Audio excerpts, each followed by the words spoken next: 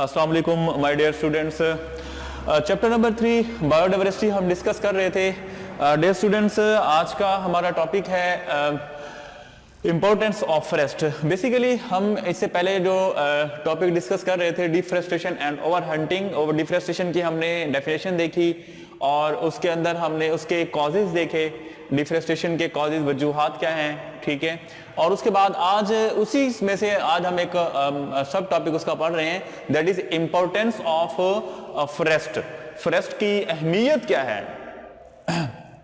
तो dear students, हमें पता है कि जो जंगलात होते हैं, जो ट्रीज होते हैं हमारे पास, ठीक है, ज्यादा दरख्त होंगे तो हमारे पास ट्रांसपिरेशन रेट ज्यादा होगा। जब ट्रांसपिरेशन रेट ज्यादा होगा, क्लाउड फॉर्मेशन ज्यादा होगी हमारे पास, और जब क्लाउड फॉर्मेशन ज्यादा होगी तो रेनफॉल ज्यादा होगा हमारे पास, ठीक है। तो मतलब कि बारिश का सबब बनते हैं हमारे पास जो ट्रीज होते हैं। ज्यादा से ज्यादा जो फ्रेस्ट होंगे, अगर ज्यादा से ज्यादा फ्रेस्ट होंगे हमारे पास, तो वहां पर क्लाउड फॉर्मेशन ज्यादा होगी और बारिश जो है ज्यादा होगी, रेनफॉल ज्यादा होगा। तो जो हमारे पास फॉरेस्ट है ये हैबिटेट का जरिया है बहुत सारे ऑर्गेनिजम्स का, ठीक है। बहुत सारे ऑर्गेनिज्म जो है इस फॉरेस्ट के अंदर रहती हैं। तो ये फॉरेस्ट सपोर्ट कंसिडरेबल बायोडाइवर्सिटी, बहुत ज्यादा बायोडाइवर्सिटी को ये सपोर्ट करते हैं। हैबिटेट के हवाले से बात करें, ठीक है, फूड के हवाले से बात करें, ऑर्गेनिज्म की जो फूड होती है ये हैबिटेट होता है, तो फॉरेस्ट उसको बहुत ज्यादा सपोर्ट करता है। उसके बाद है हमारे पास दूसरा पॉइंट देखते हैं, यूटिलाइजेशन ऑफ फॉरेस्ट प्रोडक्ट, मतलब फॉरेस्ट से जो चीजें हम हासिल करते हैं उनको इस्तेमाल करना। अब हम क्या हासिल करते हैं वहां से, डियर स्टूडेंट, हम वहां से वुड को हासिल करते हैं, वुड, लकड़ी को। अब लकड़ी जो होती है हम डिफरेंट पर्पसेस के लिए इस्तेमाल करते हैं, कुकिंग के लिए भी इस्तेमाल करते हैं, पकाने के लिए भी, हीटिंग के लिए भी इस्तेमाल करते हैं, और इसके अलावा इमारती लकड़ी, ठीक है, जिससे मतलब कि इमारती सामान बनाया जाता है उसको टिम्बर वुड कहा जाता है, टिम्बर के लिए इस्तेमाल करते हैं हम, ठीक है। तो डिफरेंट पर्पसेस के लिए हम लकड़ी को इस्तेमाल करते हैं। इससे हम अपनी अर्निंग भी करते हैं, ठीक है, पैसा भी कमा सकते हैं। तो ये भी हमारे पास फॉरेस्ट का एक बहुत बड़ा फायदा है, हमारे पास इंपॉर्टेंस है। यूटिलाइजेशन ऑफ फॉरेस्ट प्रोडक्ट्स है हमारे पास, मैंने आपको बताया डिफरेंट, लाइक टिम्बर कहते हैं जो हम इमारती सामान के लिए लकड़ी को इस्तेमाल करते हैं, and fuel wood, right, that is fuel wood, ठीक है, जलाने के लिए भी, ठीक है, हैज प्लेड अ की रोल इन ह्यूमन सोसाइटी। देखिए ये बहुत इंपॉर्टेंट एमसीक्यूज है हमारे पास। वो कहता है कि 3 बिलियन पीपल हैं जो कि हमारे पास वुड के ऊपर रिलाई करते हैं, किसके लिए, कुकिंग के लिए और हीटिंग के लिए। कितने डियर स्टूडेंट, वर्ल्ड के अंदर 3 बिलियन पीपल हैं जो हमारे पास कुकिंग और हीटिंग के लिए फॉरेस्ट से लकड़ी हासिल करते हैं, वुड के ऊपर डिपेंड करते हैं।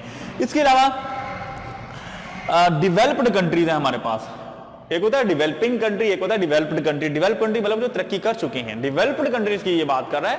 वो कहते हैं कि जो डेवलप्ड कंट्रीज हैं, ठीक है, वो अभी भी लकड़ी को टिम्बर के लिए इस्तेमाल कर रहे हैं, मतलब इमारती सामान के लिए इस्तेमाल कर रहे हैं, जैसे दरवाजे बनाना, बेड वगैरह बनाना, ठीक है, डिफरेंट पर्पसेस के लिए लकड़ी को इस्तेमाल कर रहे हैं। डेवलप्ड कंट्रीज की यहां पर बात हो रही है। Developed countries today continue to utilise timber for building houses, right. उसके बाद है वुड पल्प होता है हमारे पास, ठीक है, ये भी हमारे पास पेपर बनाने के लिए हम इसको इस्तेमाल करते हैं।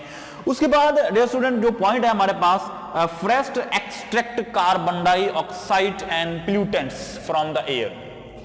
देखें, कार्बन डाइऑक्साइड हमारे पास एयर में मौजूद है और उस कार्बन डाइऑक्साइड को प्लांट्स अपने फोटोसिंथेसिस प्रोसेस के लिए इस्तेमाल करते हैं और उसके बाद ऑक्सीजन को एनवायरनमेंट में रिलीज करते हैं, जिससे इसकी कार्बन डाइऑक्साइड और ऑक्सीजन की स्टेबिलिटी है वो मेंटेन रह जाती है। तो यहां पर है हमारे पास ये जो फॉरेस्ट होते हैं, फॉरेस्ट क्योंकि वहां पर ट्रीज होते हैं हमारे पास और वो कार्बन डाइऑक्साइड को लेते हैं और ऑक्सीजन को रिलीज करते हैं। अगर हमारे पास इसकी फॉरेस्ट की कंसंट्रेशन, मतलब ट्रीज की कंसंट्रेशन को हम डाउन कर देते हैं, कम कर देते हैं, तो जो कार्बन डाइऑक्साइड की कंसंट्रेशन है एनवायरनमेंट के अंदर वो बढ़ जाएगी, ठीक है। तो इससे जो एनवायरनमेंट के अंदर कार्बन डाइऑक्साइड की जब कंसंट्रेशन बढ़ेगी तो ये एनवायरनमेंट के अंदर कार्बन डाइऑक्साइड की जो स्टेबिलिटी है वो मेंटेन नहीं रह सकती। तो इससे हमें पता चला कि ये जो हमारे पास फॉरेस्ट है वो कार्बन डाइऑक्साइड की कंसंट्रेशन को मेंटेन रखते हैं, जिससे हमारे पास contributing to the biosphere stability, जो हमारे पास बायोस्फीयर है उसकी भी स्टेबिलिटी रह जाती है। उसके बाद लास्ट पॉइंट है हमारे पास, फॉरेस्ट जो है aesthetic beauty and tourist attraction.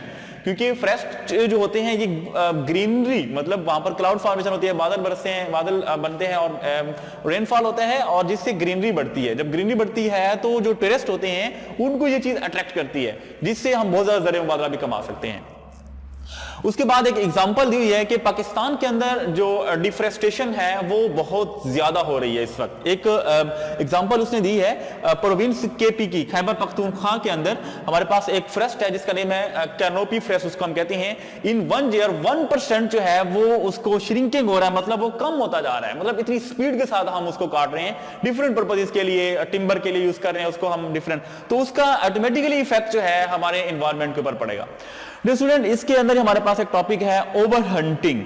Over hunting हमारे पास क्या होती है, देखिए एक होती है हमारे पास हंटिंग मतलब शिकार करना, और एक है ओवर हंटिंग। ओवर हंटिंग का मतलब क्या है? ओवर हंटिंग का मतलब यह है कि हम मतलब कि 10 जो है 10 बर्ड्स को हमने हंट किया, मतलब शिकार किया उसका, उसमें से हमने एक को खाने के लिए इस्तेमाल किया, 9 को हमने फेंक दिया, तो ये एक ओवर हंटिंग है हमारे पास। जो बड़े लोग होते हैं मोस्टली ओवर हंटिंग जो है वो वही करते हैं, तो ओवर हंटिंग के ऊपर भी बैन होना चाहिए ताकि बायोडायवर्सिटी को सेव किया जाए।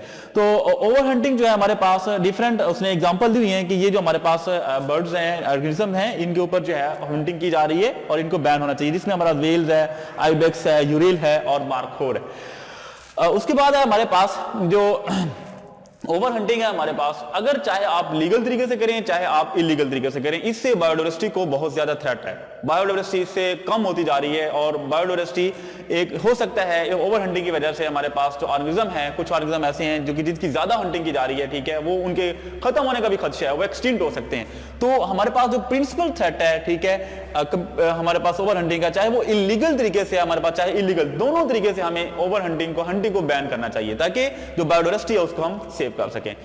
डियर स्टूडेंट्स, होप सो आपको लेक्चर समझ आ गया होगा। इंशाल्लाह नेक्स्ट लेक्चर के अंदर हम कंजर्वेशन ऑफ बायोडायवर्सिटी के ऊपर तवज्जो देंगे। Thank you so much. Allah Hafiz.